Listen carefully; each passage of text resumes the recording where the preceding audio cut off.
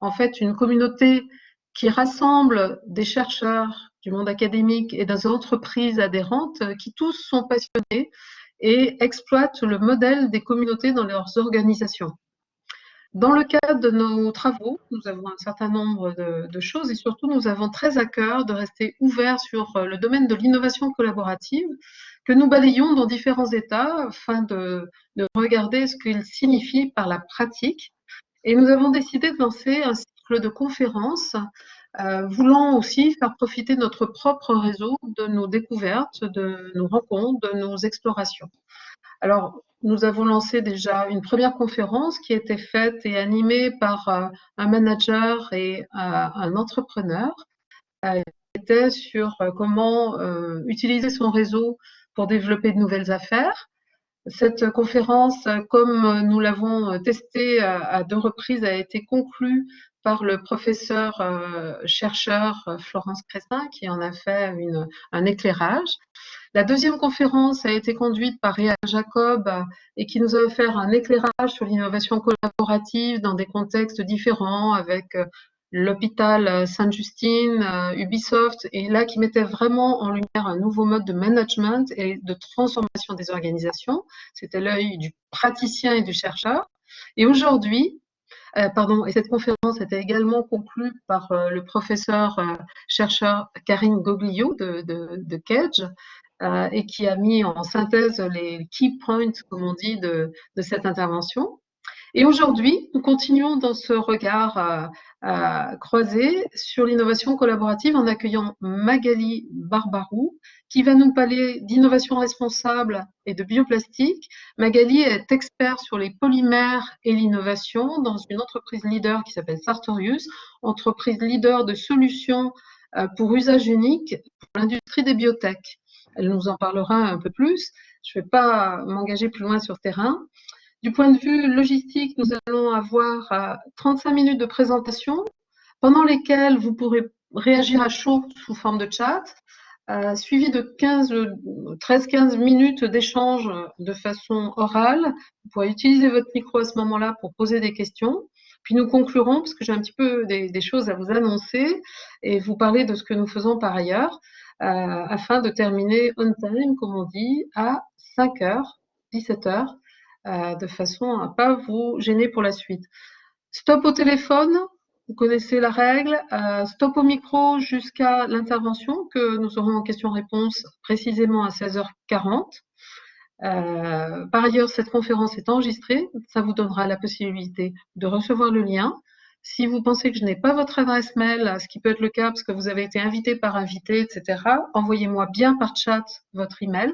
Tout ceci vous sera donc communiqué puis ultérieurement mis sur notre site KCO qui est en cours de développement. Je passe la parole à Magali pour ne pas prendre plus de temps sur son intervention et je souhaite la bienvenue à tous ceux qui sont en train de se connecter. Magali ? Oui, et tu partages l'écran? Alors, l'écran… La présentation, que je ne vois plus. Que je ne vois plus, que je vais aller te remettre immédiatement. C'est à toi. C'est parfait.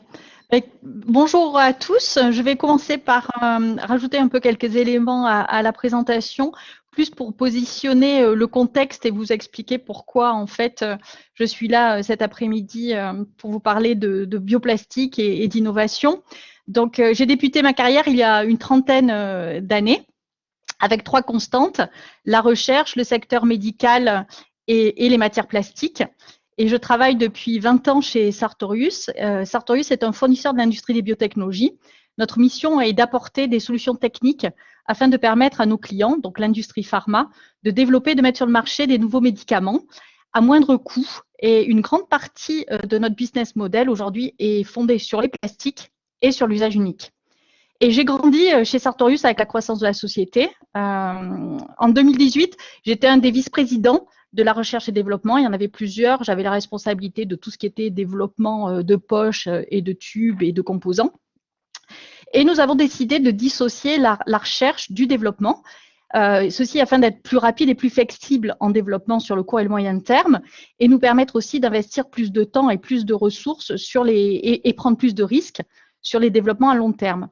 Et dans ce département de recherche, la consigne du PDG est de ne travailler que par collaboration avec des laboratoires universitaires et des jeunes pousses. Donc, pas de laboratoire interne afin d'éviter le syndrome de la tour d'ivoire et des chercheurs. Et j'ai eu l'opportunité, que je considère vraiment comme une chance, de choisir entre ces deux départements.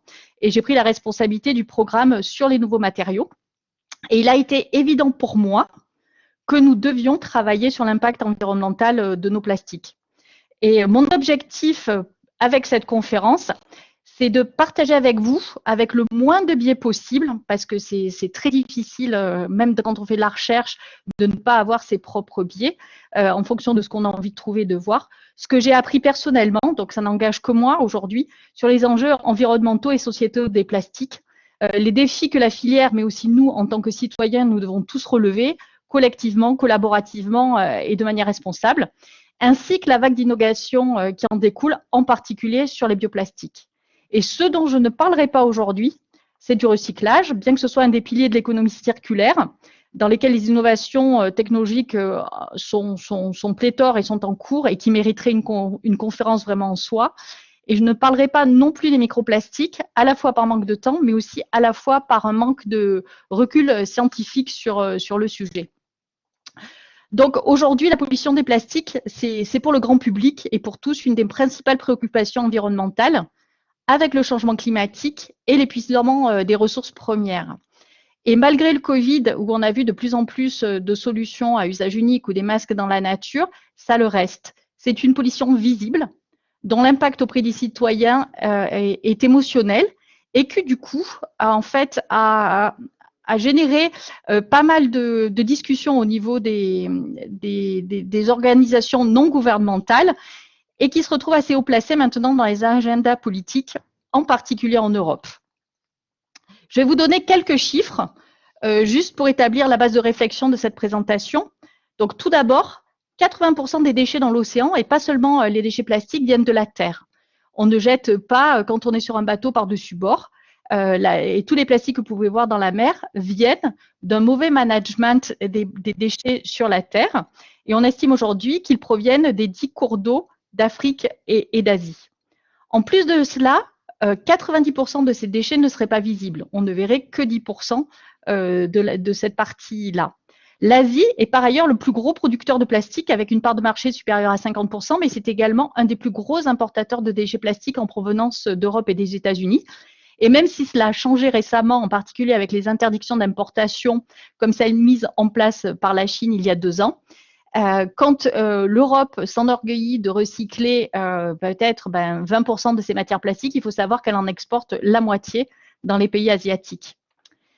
Ensuite, donc un autre visuel, c'est l'analyse des déchets plastiques trouvés dans les cours d'eau, qui montre aujourd'hui que 11% environ provient, par exemple, de cigarettes, de mégots et de paquets, contre 1% de sacs plastiques. Donc ça, c'est intéressant parce que, en tant que bonne scientifique, ça a soulevé pour moi une première interrogation qui est légèrement partisane et j'espère que ça sera la seule.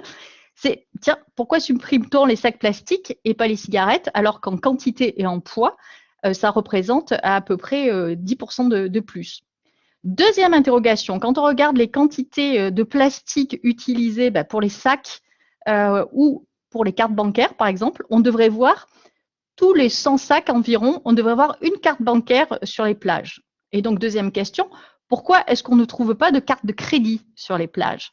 Je crois qu'en fait, à cette question, l'industrie a répondu en disant, en fait, aujourd'hui, les matériaux plastiques sont quand même victimes de leur succès, en particulier de leur faible coût, qui en supprime toute valeur après utilisation. Et donc, la question qu'on se pose aujourd'hui d'un point de vue technique, c'est de dire, OK, les plastiques ne seraient peut-être pas le problème, mais ce serait bien la façon dont tu les utilises, en particulier sur leur fin de vie, qui serait problématique. Et c'est tout le paradoxe du plastique. Tout d'abord, il n'y a pas un plastique, mais des plastiques. Alors là, je vais faire une aparté technique. Un plastique, c'est un matériau qui est composé d'un polymère, donc une chaîne d'unités répétitives d'atomes, en général de carbone et d'hydrogène, un peu d'oxygène, et d'additifs qui permettent la fabrication et l'utilisation de la pièce plastique. Sans antioxydants, en fait, votre bouteille ou votre seau en plastique ne pourrait pas avoir une durée de vie supérieure à quelques jours, par exemple. Et un polymère, en fait, aujourd'hui, est fabriqué à partir de ressources carbonées, de ressources fossiles. D'accord? On met aussi dans les plastiques, il y a des noms que vous avez sûrement entendus. On parle de polyéthylène. Donc le polyéthylène, c'est les seaux, c'est les briques de Lego. On parle de polyéthylène terephthalate. Donc ça, c'est pour les bouteilles. On parle de polystyrène, de polyamide, de carbonate, de silicone. Et c'est cette multitude de matériaux aujourd'hui qui complexifie la fin de vie et en particulier les procédés de collecte de tri et de recyclage des plastiques.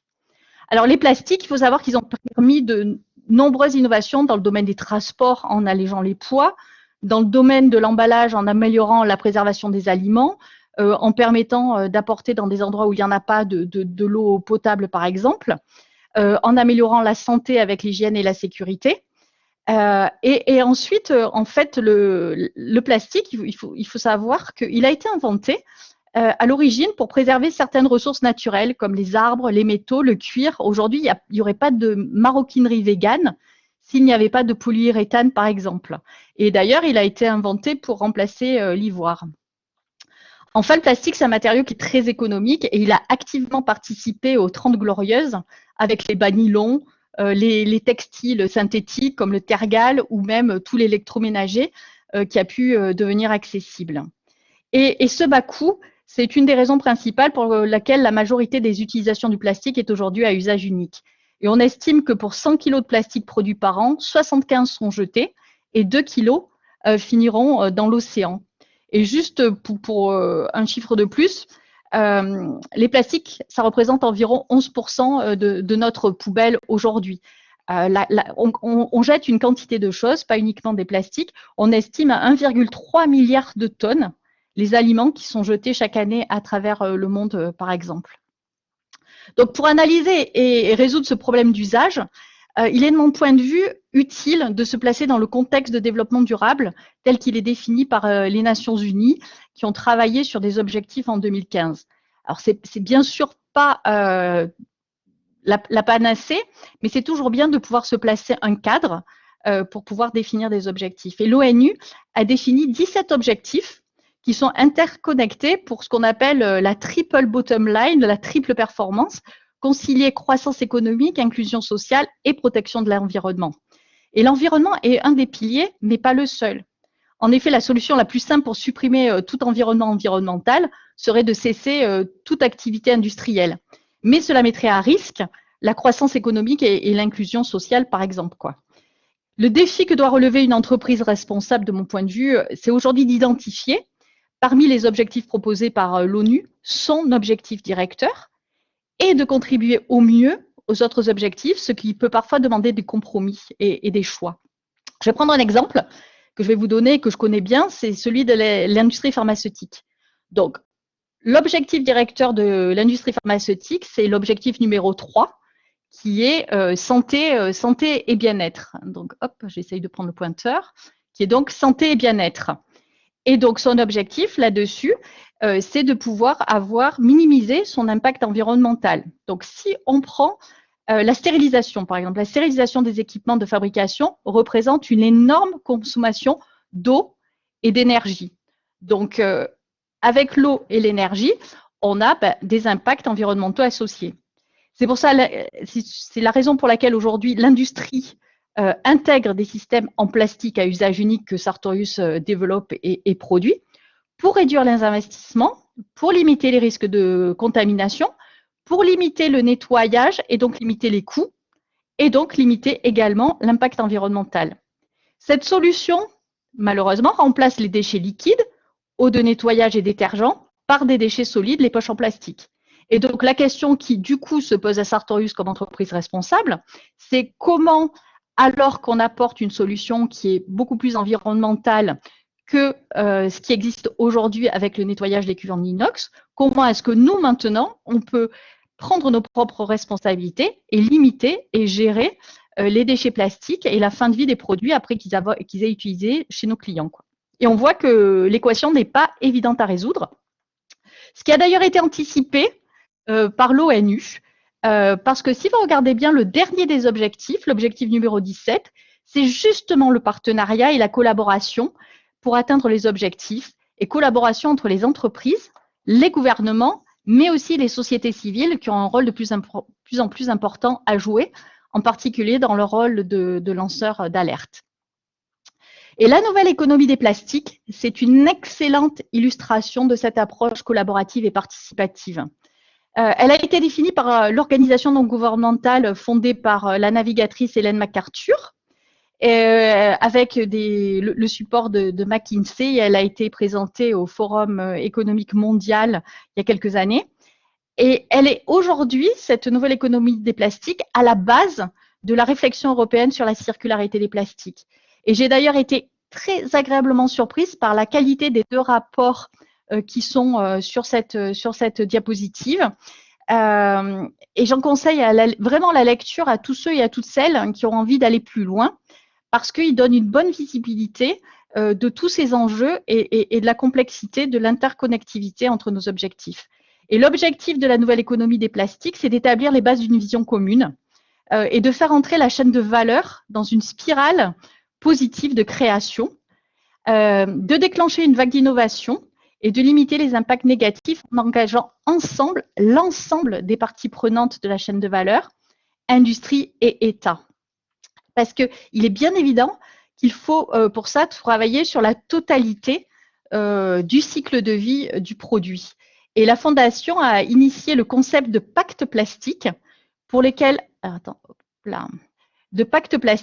les signataires, qui sont des parties prenantes tout au long de la chaîne de valeur de l'emballage des matières plastiques dans ce cas précis, s'engagent volontairement à agir avec des objectifs collectifs ambitieux et collaboratifs pour une transition d'un modèle linéaire vers un modèle circulaire avec en ligne de mire, parce que vous connaissez bien le triptyque réduire, réutiliser, recycler, pour lequel, en fait, les déchets résiduels doivent être réduits à 0. Aujourd'hui, Sartorius a signé ce pacte européen et je sais que Schneider, par exemple, l'a signé également. Mais l'ont également signé des entreprises de gestion de déchets comme par exemple Suez et Veolia, des gouvernements comme la France, les Pays-Bas et le Danemark, parce que la collecte et le tri sont des sujets primordiaux pour l'atteinte des objectifs de recyclage, par exemple, et ne peuvent être atteints de manière individuelle par les seuls fabricants de matières premières ou les seuls utilisateurs de matières premières, par exemple. Mais comment concilier aujourd'hui les objectifs de développement durable tels que définis par les Nations Unies qui nous servent de guide et les objectifs de circularité pour lesquels nous nous engageons? Comment s'assurer que les décisions qui vont être prises dans le cadre de l'économie circulaire sont pertinentes et sont compatibles avec les engagements climatiques ou avec nos engagements sur la réduction de l'empreinte carbone, par exemple. Et nous, les scientifiques, nous avons besoin d'outils de mesure pour nous aider à prendre des décisions. Et un des outils qui est recommandé par l'ISO 14001, donc l'ISO environnemental, c'est l'analyse du cycle de vie. L'analyse du cycle de vie, c'est une méthode normalisée, internationale, comparative, mais qui est non absolue. Elle couvre la totalité du cycle de vie à partir de l'extraction des matières premières jusqu'à la fin de vie et la prise en charge des déchets. Et elle définit une démarche systématique et elle compare tout un ensemble d'impacts où il y a effectivement l'empreinte carbone, les émissions de gaz à effet de serre, mais il y a aussi l'impact sur le changement du climat, l'acidification des sols, et elle étudie en fait la totalité des systèmes avec les flux de matière et d'énergie qui sont impliqués. Et c'est l'analyse du cycle de vie qui nous permet de comparer les différentes alternatives possibles aux matières plastiques. Et les résultats sont parfois très contre-intuitifs. Et j'ai choisi 3 exemples en fait pour l'illustrer. Donc le premier, c'est qu'est-ce que ça demanderait en quantité, en consommation énergétique et en émissions en gaz à effet de serre de remplacer la totalité des plastiques en Europe par exemple. Et on voit qu'une étude européenne montre que ça reviendrait à doubler ou à tripler la masse, la consommation énergétique ou les émissions de gaz à effet de serre. Et si on se concentre sur le seul sac plastique, le seul sac de course aujourd'hui, on voit que le remplacer par du sac papier a aussi une augmentation d'une majorité des indicateurs environnementaux. Et le sac coton, par exemple, qu'on vous donne comme un goodies quelquefois, Aujourd'hui, il doit être utilisé entre 52 et 7000 fois pour avoir un bilan environnemental équivalent à un sac polyéthylène qu'on utiliserait une fois en faisant ses courses et qu'on utiliserait en sac poubelle avant de l'incinérer. Et donc, les bioplastiques dans tout ça, parce que c'est quand même le sujet de ma présentation, et nous arrivons à peu près à la moitié, et je pense que je vais vous décevoir, les bioplastiques n'existent pas. Voilà, donc ça, c'est déjà une information. Enfin, ils n'existent pas techniquement. Ils peuvent exister de manière marketing. Ils n'existent pas techniquement parce que ce dont on parle, c'est de polymères qui peuvent être bio, mais compatibles, bio, dégradables ou bio-sourcés. Alors, qu'est-ce que ça veut dire tout ça? Biocompatible. Biocompatible, ça fait référence à l'application du polymère. Un polymère est biocompatible si c'est un polymère adapté et utilisé pour des applications médicales, soit parce qu'il est inerte, soit parce qu'il est actif. Alors là, ça rajoute encore de la complexité. Exemple, pour une prothèse dentaire, on choisira plutôt un polymère inerte pour un plus grand confort, parce que ça doit être confortable sur la durée. Pour un patch à la nicotine, un polymère actif, c'est celui qui permettra la libération de la nicotine au cours du temps pour pouvoir s'adapter en fait à l'application médicale. Les polymères biodégradables maintenant. Les polymères biodégradables, eux, ils font référence à la fin de vie du polymère. Ce sont des polymères qui se décomposent sous l'action de micro-organismes, essentiellement en eau et en gaz carbonique en ce qui concerne les emballages courants. Enfin, les plastiques biosourcés, ce sont des polymères qui sont en fait issus de ressources renouvelables, et le terme biosourcé dans ce contexte-là fait référence à l'origine des molécules de carbone qui constituent le polymère. Et ces sources renouvelables, ça peut être des sources végétales, animales, et il y a plein de nouvelles sources qui sont en cours de recherche actuellement. Donc, juste pour résumer, et pour que vous puissiez bien, pendant les conversations sur le sujet, montrer que vous aviez bien compris, il n'existe pas de matériaux bioplastiques. Ça ne veut rien dire, mais il existe des matériaux biocompatibles, biosourcés ou biodégradables. Ils peuvent être l'un ou l'autre, mais sont rarement tout à la fois. D'où la limite de cette appellation des bioplastiques. Alors maintenant, je vais vous donner quelques illustrations de ces polymères. Et je vais commencer par les polymères biosourcés. Alors, il existe aussi dans les polymères biosourcés soit des polymères naturels, soit des polymères synthétiques. Et le fait d'être synthétique n'est pas un problème particulièrement en soi. En général, les matériaux synthétiques ont des qualités qui sont bien plus faciles à contrôler et beaucoup moins de variabilité que les matériaux naturels. Donc aujourd'hui, parmi les polymères naturels que vous pouvez connaître, il existe le caoutchouc et la cellulose. Et la cellulose, c'est la matière organique qui est la plus abondante sur Terre. Ça représente à peu près 50% de la biomasse actuellement. Et la quantité, par exemple, synthétisée par les végétaux, on l'estime à 50 à 100 milliards de tonnes par an, ce qui est bien plus que la quantité de plastique dont on aurait besoin. Elle sert de base, la cellulose par exemple, à des matières plastiques que vous connaissez, comme la rayonne et la viscose, qu'on trouve parfois sous le nom de soie artificielle, mais aussi le cellophane, par exemple, c'est une matière cellulosique. Il existe également donc des polymères synthétiques qui sont issus de sources renouvelables, dont les polymères, en fait, sont fabriqués à partir de monomères constitutifs, et ce sont ces monomères qui sont issus d'une source renouvelable. Et ces polymères, ils peuvent être identiques à ceux qui sont créés par des matières issues du pétrole, comme le polypropylène, le polyéthylène ou le polyéthylène terephthalate, par exemple, ou bien ça peut être des polymères complètement nouveaux, comme le PLA et le PBAT.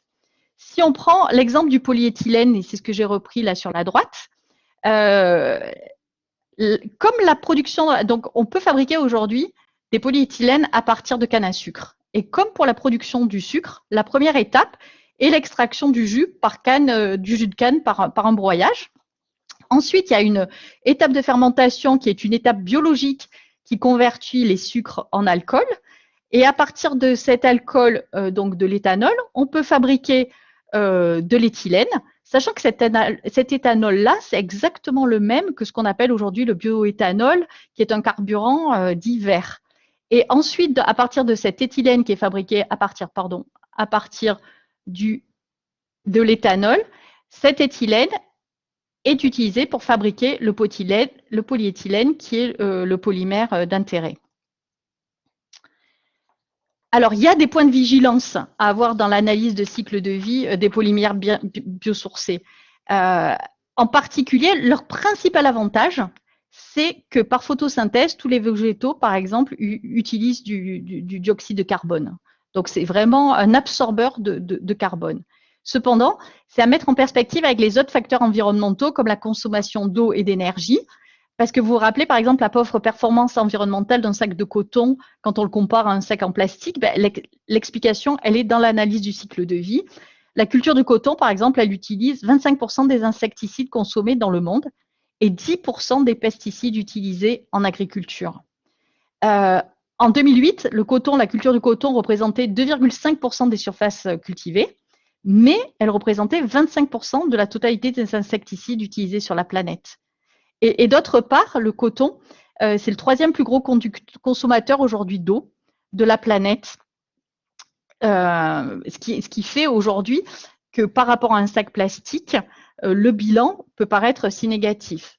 Et pour les plastiques qui sont issus par exemple d'amidon, on se pose également la question des OGM. On se pose également la quantité de surface cultivée qui pourrait être en conflit avec l'objectif de nourrir la planète, par exemple. Si maintenant on regarde la biodégradabilité, donc vous vous rappelez, biosourcé, origine du plastique, biodégradabilité, fin des produits, quand il reste des déchets résiduels. Parce que dans une économie circulaire, ce qu'on cherche, c'est à limiter tous les déchets. Donc s'il en reste, comment est-ce qu'on peut les gérer quand on ne les recycle pas? Donc en fait, la biodégradabilité, c'est vraiment une question de temps, de température, d'humidité et de présence d'oxygène. Quand on dit que les plastiques ne se dégradent pas, c'est faux. Ils se dégradent. C'est une question de temps, de température. Et quand on regarde même un polymère, par exemple comme le PLA, qui est un polymère qui est estampillé et comme biodégradable, il est biodégradable dans des conditions particulières, dans des conditions de compostage. Si, par exemple, dans des conditions de compostage industriel à 60 degrés et 80% d'humidité relative, il faudra 2 mois pour qu'il se décompose. S'il est à 4 degrés à 100% d'humidité relative, comme dans de l'eau de mer froide, il lui faudra plus de 10 ans pour se dégrader. Donc, il ne faut vraiment pas confondre biodégradabilité et compostage. Le compostage est normalisé et il est décrit dans des conditions industrielles précises et il est même différent de ce qu'on appelle le home composting, c'est-à-dire de ce que vous pouvez mettre dans votre compost. Si vous mettez un sac plastique, même biodégradable aujourd'hui, dans votre compost, dans votre jardin, vous allez être étonné parce que vous remarquerez qu'il ne se dégrade pas parce qu'il n'est pas dans les conditions industrielles dans lesquelles il a été développé. Et donc, on voit bien que la biodégradation, c'est vraiment pas une solution pour la gestion des déchets et une solution à la soupe de plastique qu'on peut voir dans les océans. Et en fait, on doit prioriser aujourd'hui les solutions de fin de vie de l'emballage pour la meilleure contribution possible à l'économie circulaire. On doit commencer par réduire à la source la quantité des plastiques. On doit augmenter le réemploi, augmenter le recyclage. Et enfin, si on veut utiliser de la biodégradation ou du compostage, il faut vraiment que ça apporte une fonction supplémentaire comme l'emballage de biodéchets organiques ou bien des applications complètement nouvelles et innovantes. Et il y en a beaucoup dans les applications médicales, comme par exemple les implants, le fil de suture ou de la libération contrôlée dont j'ai parlé tout à l'heure. Et ce que l'on voit apparaître maintenant, qui est assez nouveau mais qui est passionnant, ce sont des technologies hybrides qui sont du coup difficilement à classer dans une catégorie et qui combinent d'une certaine façon biodégradabilité, recyclage biologique et matières renouvelables en utilisant des micro-organismes. Alors, non pas pour en faire totalement disparaître les plastiques après enfouissement dans les décharges plastiques, mais plutôt pour créer de nouvelles matières premières, dont une des utilisations pourrait être la fabrication de nouvelles matières plastiques, soit déjà existantes, comme le polyéthylène téréphtalate, soit des plastiques dont on ne connaît même pas encore aujourd'hui la composition et quel pourrait être leur apport industriel. Et là, un petit coup de cocorico, Carbios, une entreprise française, a fait la une du magazine Nature et c'est pas rien quand même, donc on peut la féliciter, car elle a développé un processus de décomposition du PET et donc de la quasi-totalité des bouteilles plastiques sur le marché aujourd'hui par des enzymes. Et les molécules restantes, donc qui ont été débobinées, je dirais, par les enzymes, peuvent être à nouveau utilisées pour un nouveau processus de polymérisation pour fabriquer un nouveau PET. Et moi, ce que je trouve passionnant finalement, c'est que ce que vous regardez dans les laboratoires de Carbios, ce qu'on trouve, c'est des bioréacteurs, exactement ce qu'on a dans l'industrie pharma, des biotechnologies aujourd'hui, où on utilise des molécules, des cellules pour fabriquer de nouvelles molécules médicamenteuses. Ben là, ils utilisent des cellules et des enzymes pour fabriquer de nouvelles molécules de plastique. Mais une nouvelle fois, en fait, dans ces processus-là, les points de vigilance, même si c'est super attractif et que c'est vraiment très enthousiasmant d'un point de vue intellectuel, les points de vigilance sont la consommation d'eau, l'énergie et les émissions liées au procédé. Plus le matériau est transformé en molécules élémentaires, plus il va être consommateur d'énergie et émetteur de gaz à effet de serre ou d'émissions qui peuvent être négatives. Et donc aujourd'hui, c'est vrai que quand on a la possibilité, le recyclage mécanique, par exemple, marche très bien pour le polyéthylène terephthalate. La vraie difficulté, elle n'est pas dans comment transformer les bouteilles en nouveaux pays, comment s'assurer que les plastiques vont être triés, vont être amenés par chacun de nous, soit sur des points de collecte, soit sur utiliser la consigne pour s'assurer que cette matière première après utilisation, cette bouteille, soit considérée non plus comme un déchet, mais bien comme une nouvelle matière première.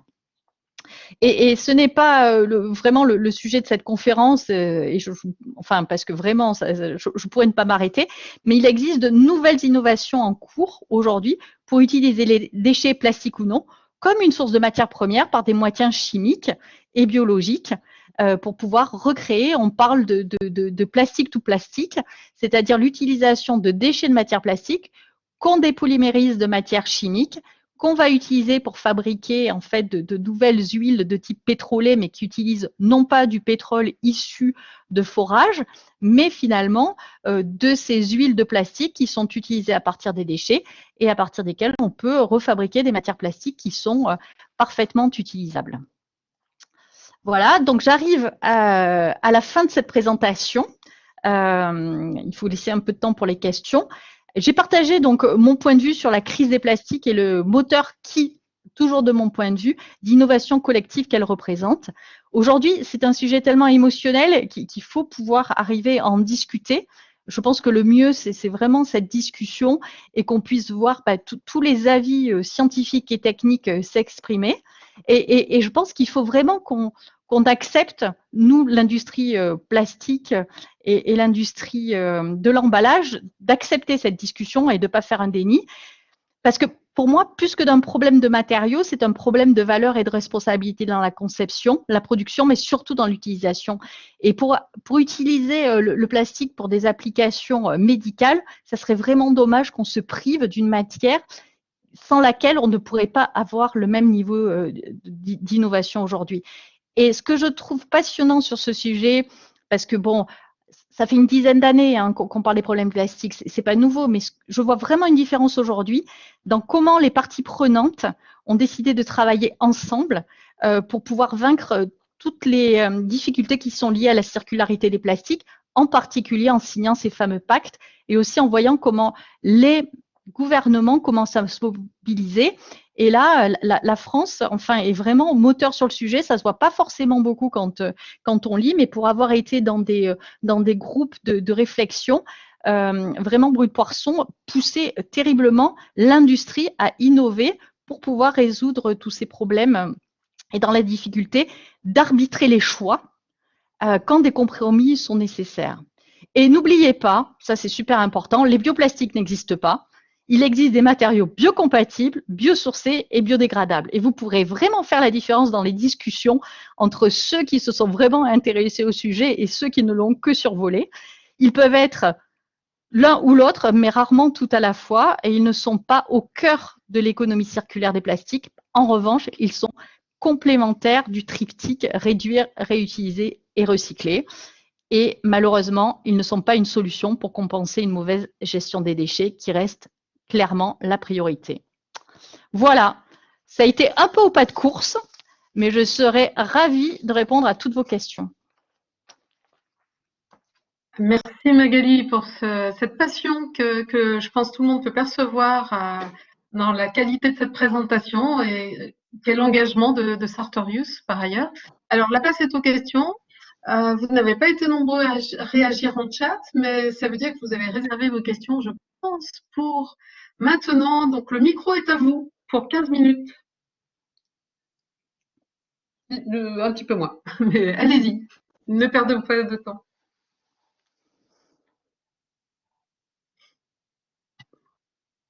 Alors, si personne démarre, moi je vais quand même en poser une, qui est autour probablement de la filière de récupération. Les continents plastiques, on pourrait pas les valoriser, Magali? Alors, les continents plastiques, il y a des projets qui sont en cours sur comment arriver à récupérer les plastiques. Donc, on peut certainement les valoriser. Ce qui est compliqué, c'est que, en fait, on parle beaucoup d'emballage plastique, mais vous trouvez de tout dans l'océan, hein, des ballons, des cuvettes, des cuvettes de toilettes. Et il y a une société aux États-Unis qui a vraiment travaillé sur un plastique qu'elle appelle Ocean Plastic. Et pour les valoriser, ce qu'il faut aussi, c'est être capable d'accepter que les bouteilles soient noires ou grises, parce que bien évidemment, il y a énormément de couleurs sur tous ces plastiques qu'on trouve dans la mer. Et pour les recycler, en fait, sans les trier, ça veut dire que toutes ces couleurs mélangées, ça fait un beau gris noir à la fin. Un autre problème, c'est l'odeur. Les odeurs restent très longtemps. Et quand on utilise du plastique qui est en provenance des déchets, une des difficultés majeures, c'est d'en enlever l'odeur. Par exemple, les paquets, tout ce qui est bouteilles de détergent et de lessive, ça laisse une odeur, même dans les granulés de plastique quand ils ont été recyclés. Ensuite, la question se pose de la valeur, c'est-à-dire comment les valoriser. Aujourd'hui, c'est sûr que ça reviendra, avec le prix du pétrole aujourd'hui, ça reviendra toujours plus cher que d'aller chercher les plastiques dans les océans et les retransformer en granulés, sauf si nous acceptons, nous consommateurs, de payer plus cher des emballages qui sont en provenance de matières plastiques recyclées, parce qu'aujourd'hui, je n'ai pas parlé de coût, mais tout ce qui est matière recyclée ou matière biosourcée, c'est à peu près 1,5 fois plus cher qu'un plastique qui est issu d'une technologie classique du pétrole.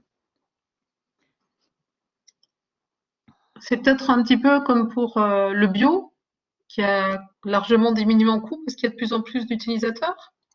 Exactement. On peut le mettre sur exactement de la même façon que pour le bio. Pendant des années, c'était compliqué de faire la différence aussi, de se dire qu'est-ce que ça veut dire être bio? Quelle est la véritable valeur d'être bio? Est-ce que être bio, est-ce que par exemple est-ce que pour être bio, on ne se retrouve pas à jeter la moitié de la consommation? C'est-à-dire que pour avoir des produits bio, comme on n'a pas de pesticides, eh ben, on est obligé d'accepter de jeter peut-être 50% d'une surface agricole. C'est exactement toutes ces questions-là et auxquelles on ne pourra répondre qu'en complète transparence. Et je pense qu'une des clés, on parlait d'innovation responsable, je pense qu'une des clés, elle est aussi dans la transparence des données. Parce qu'il y a des hypothèses, il faut prendre des hypothèses dans les analyses de cycle de vie. Et il n'y a qu'en étant transparent et en acceptant le débat que je pense on peut faire avancer et changer les états d'esprit. Catherine, j'ai une question pour Magali. Vous m'entendez? Oui, on m'entend. Oui, Magali, j'avais une question par rapport à ton titre, le titre de ta présentation. Tu as noté la crise des plastiques comme un formidable moteur d'innovation responsable et collectif. Oui. Et je voulais savoir justement cette crise des plastiques, en quoi ça peut être un levier et un moteur d'innovation pour Sartorius Tedim. Et particulièrement, est-ce que ça a permis de développer des innovations collaboratives? Alors complètement, si tu veux, c'est un peu ce que j'ai expliqué avec les pactes plastiques. C'est-à-dire que la crise des plastiques, elle a obligé l'industrie parce que pendant très longtemps, nous, on était assez tranquille puisque en fait, on sait que le plastique a des avantages, a un impact positif sur l'environnement. C'est-à-dire qu'aujourd'hui, on ne peut pas être pour l'environnement et contre les plastiques. Ça n'a pas de sens parce que le plastique a un apport environnemental. Et pendant longtemps, entre nous, on était droit dans nos bottes. Mais si tu veux, ça ne suffit pas. Parce que les législateurs poussés par l'opinion publique, et on le voit au niveau des décisions qui ont été prises au niveau de l'Europe de bannir certains produits. Alors, je suis pas attachée à la paille plastique, on s'en fiche qu'elle disparaisse. Mais si tu veux, la quantité, enfin l'impact de la paille plastique est visible par rapport à l'impact que peuvent avoir certaines autres émissions toxiques ou qu'est-ce qu'on va faire des déchets nucléaires, par exemple, ça crée pas la même crise, ça crée pas la même mobilisation citoyenne. Mais si tu veux, ça a obligé l'industrie à dire on doit accepter cette indignation citoyenne et on doit y travailler. Donc il faut qu'on arrive à la fois à garder l'impact positif des plastiques, mais aussi à gérer ce qui est son problème aujourd'hui, c'est la gestion des déchets. Et par la signature des pactes, ces pactes qui engagent les sociétés à atteindre des objectifs de réutilisation, de réduction de quantité de plastique, de recyclage et de ces objectifs-là, ils ne peuvent pas être atteints tout seuls. Sartorius a signé avec le Plastic Pact et Schneider aussi, du coup, a signé que tous les emballages seront recyclés en 2025. Moi, je peux m'engager en tant que recherche et développement à ce qu'ils soient recyclables. Et pourtant, j'ai signé qu'ils seraient recyclés. Parce que ces engagements sont collectifs et tous les signataires veulent travailler ensemble. Donc, en signant qu'ils seraient recyclés, je m'engage à supporter des sociétés comme Suez et Veolia qui, eux, auront la responsabilité de les recycler, par exemple. Et ça, c'est forcément collaboratif et collectif. Parce qu'on n'a pas, une société unique n'a pas la main sur tous ces sujets-là. Et justement, deuxième question par rapport à ça, dans ces partenariats collaboratifs, finalement, quel est le rôle de chaque entreprise? Est-ce que ça vous a permis de développer des projets collaboratifs, justement, cette crise, entre guillemets, puisque finalement, vous vous rassemblez autour d'une cause commune? Alors aujourd'hui, voilà, aujourd'hui, on le fait. Alors, aujourd'hui, on le fait dans le cadre du Pacte européen des plastiques, dans lequel il y a des workshops qui sont organisés. Donc, il y a des workshops qui sont organisés sur la totalité des thématiques. Et donc, c'est des groupes de travail qui travaillent ensemble pour mettre en place des solutions et qui les partagent avec le reste des signataires. Donc ça, c'est une des. Dans ce cadre-là, c'est formalisé. Donc il y a des objectifs. Tous ces objectifs-là sont transparents. Ils se trouvent sur le cycle du Pacte européen des plastiques. Tout le monde peut voir quels sont les résultats des entreprises et surtout les progrès, parce que derrière, l'idée, c'est vraiment de progresser, parce il y a l'état duquel on part. D'abord, c'est pas évident, enfin, de collecter tous ces chiffres, c'est terriblement compliqué. C'est-à-dire que de savoir combien il y a de plastique, sachant qu'on peut analyser par exemple que 1% de ce qu'on trouve, pour arriver à savoir finalement quelle est la quantité et quel est l'impact, parce que là on parle donc de ce qui est visible, mais il y a tous les plastiques. Il y avait une émission sur Arte qui était pas mal faite, qui est passée hier. J'ai trouvé qu'elle était pas mal faite alors que je suis une spécialiste. En général, quand on est spécialiste, on est toujours attristé de la façon dont est traitée l'information.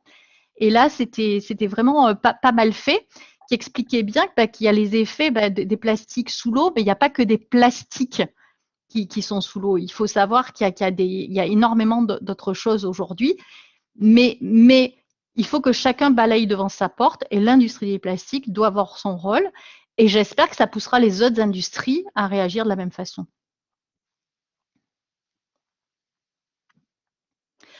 Quelque part, Sartorius, c'est un utilisateur du plastique. On ne le fabrique pas. Et pour nous, c'est une matière première. Et il est important qu'on puisse s'approvisionner de manière raisonnée et responsable. Et c'est toute cette stratégie-là à laquelle on veut participer pour sauver cette matière première.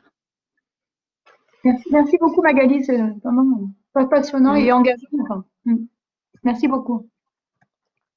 Alors, encore la place pour une ou deux questions? Hélène, je crois, avait une question. Est-ce que ton Hélène? Oui, je suis là, mais j'avais pas de questions en fait. Ça a été fait pour moi, donc je suis désolée. La dernière a été bien répondue, qui était une de mes interrogations, et donc c'est clair pour moi. Je vais pas reposer la même. Encore un tour de piste, si quelqu'un a une question à poser? Valérie à l'appareil. C'est pas une question, mais je rebondissais lorsque tu parlais de la consigne tout à l'heure, Magali, parce que moi je l'ai vécu en Allemagne et je voulais savoir si tu connaissais d'autres pays où la consigne plastique était suffisamment en fait incitative pour que les gens vraiment la pratiquent. Est-ce que tu Ouais, connais alors, d'autres voilà. pays outre l'Allemagne qui le font? Non, je sais que les Pays-Bas sont en train de le mettre en place, mais il n'y a pas de recul. Mais ce que je sais, par exemple, qui est très intéressant, c'est qu'il y a eu énormément de lobbies en France contre la mise en Ouais. place de la consigne. Et, et le débat était intéressant parce que les objections qui étaient utilisées étaient parfois de relativement mauvaise foi, parce qu'on est bien d'accord, ça ne sera pas la panacée, mais quelque part, le problème, c'était quoi? C'est que les bouteilles de plastique aujourd'hui, c'est finalement le plastique qui a le plus de valeur. Et en fonction de l'endroit où on met ces consignes, la personne qui récupère la consigne a quand même en main de la valeur. Donc, il y avait des levées de boucliers, des recycleurs en particulier, parce qu'ils n'avaient pas forcément les moyens de mettre en place ou de gérer ces consignes, que souvent c'était donc la grande distribution qui peut le faire, mais du coup la grande distribution se retrouve propriétaire de matières plastiques Ouais. et eux peuvent en créer de la valeur. Donc c'est très très très complexe parce que, bon, enfin comme souvent, hein, dès qu'on touche quelque chose, on a l'impression d'avoir que tout va s'écrouler, quoi. C'est vraiment l'effet Non, mais papillon. enfin, moi, c'est mon retour d'expérience en Allemagne. C'est vrai que le prix, le montant de la consigne est plus élevé finalement que le montant hors consigne. Oui, oui, oui, Donc, oui, c'est très incitatif et du coup, ça fonctionne bien.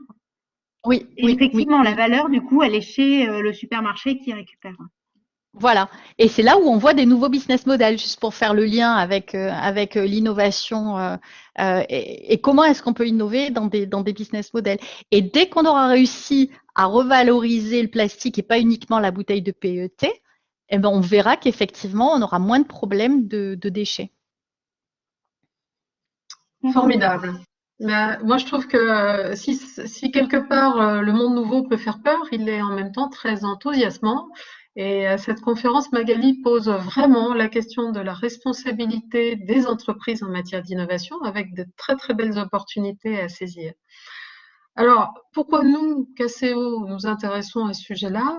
C'est parce que nous regardons et nous travaillons sur l'innovation et les formes collaboratives de travail et en quoi ce travail peut être capitalisé par les entreprises pour se développer, notamment comme vecteur de résilience collective pour toutes les organisations et pas que les entreprises.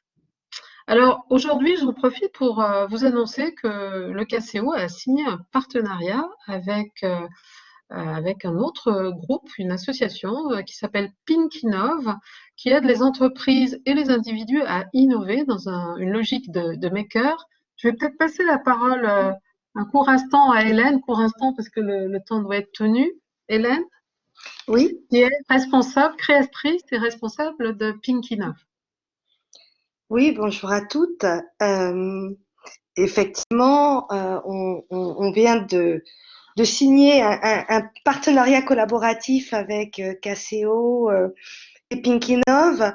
Pinkinov, c'est une association qui regroupe des hommes et des femmes de l'innovation avec pour objectif d'apprendre à faire. On a un esprit extrêmement maker, donc c'est l'innovation par l'application. Et notre rôle est de désiloter les organisations, les industries, pour permettre à chacun de s'inspirer des différentes formes d'innovation qu'il peut y avoir dans un secteur et de transposer dans le sien. Et à chaque fois qu'on organise, alors qu'on organisait avant le Covid des ateliers, l'idée était de partir avec quelque chose qu'on était en capacité de pouvoir implémenter directement et appliquer dans son entreprise. Alors on s'est transformé, on l'a fait à distance sous une forme différente. Et aujourd'hui, je suis ravie d'avoir lancé cette collaboration avec KCO, et je laisse Catherine peut-être en expliquer davantage. Oui, merci Hélène. Bien, tout simplement, je crois qu'à la base, il y a des valeurs communes, il y a une belle rencontre à travers des personnes. Nous avons des sujets d'intérêt commun, et notamment sur cette question d'innovation collaborative et de responsabilité des entreprises, et avec un projet de mobiliser, sensibiliser et mobiliser les entreprises et les organisations par rapport à ces domaines. C'est l'occasion aussi de vous annoncer que nous allons conduire une étude visant à repérer, recenser des points de vue et pratiques de différentes entreprises sur ces sujets-là. Cette étude, d'ailleurs, vous sera prochainement proposée pour réagir à travers un outil qui est porté par Cage Business School, mais qui a été cofondé avec l'ONU. Et donc, vous aurez l'opportunité de réagir et faire réagir autour de vous des gens que vous aurez ciblés. Voilà. Donc, tout un champ de choses que KCO et Pinkinov vont développer ensemble. J'en arrive à la conclusion de cette conférence pour vous dire que de toute façon, ce lien vidéo, cet enregistrement, à nouveau, va vous être adressé par mail à chacun d'entre vous. Mais si vous pensez que je n'ai pas votre email, n'hésitez pas à me le remettre dans le chat. N'hésitez pas également à relayer cette conférence dans votre réseau. Vous connaissez maintenant notre principe. Nous appuyons vraiment sur ce qu'on appelle encore en franc-anglais le réseautage. Vous allez également recevoir la semaine prochaine un sondage par rapport aux 3 conférences que nous venons de réaliser qui vise à recenser votre feedback, fond et forme et suggestions thématiques sur les conférences que nous lançons. C'est-à-dire que vous pouvez nous proposer un sujet, vous pouvez même vous proposer pour l'animer. Ça sera avec plaisir si ça rentre dans nos domaines qu'on vous accueillera.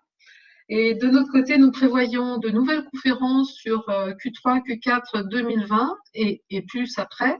Les prochaines traiteront en pratique, par exemple, de ces jeunes générations et des aspirations pour monter un nouveau monde. Parleront de résilience, parleront également santé, parleront également achat. Vous voyez qu'on balaye là, mais à chaque fois, on s'intéressera à regarder à travers l'œil d'experts dans leurs fonctions, dans leurs pratiques, comment ils portent, accompagnent, supportent l'innovation collaborative et responsable. Voilà, écoutez, merci à tous pour votre présence. Je sais qu'on n'est pas loin des vacances. Donc, je pense qu'il y en a qui recevront cet enregistrement pour le réécouter à la rentrée. Il me reste à vous souhaiter de très bons moments de repos, de ressourcement, loin du Covid et des affres de la contagiosité. Merci à Magali surtout. À très bientôt pour vous retrouver à l'automne. Vous allez recevoir bientôt une invitation, probablement pour le mois de septembre, pour une prochaine conférence. À bientôt. Au revoir. Au À revoir. bientôt. Merci, Au revoir. au revoir. Au revoir à tous. Au revoir à tout le monde. Merci, Merci bon été. beaucoup. Merci Magali. Au revoir. Au revoir, merci beaucoup.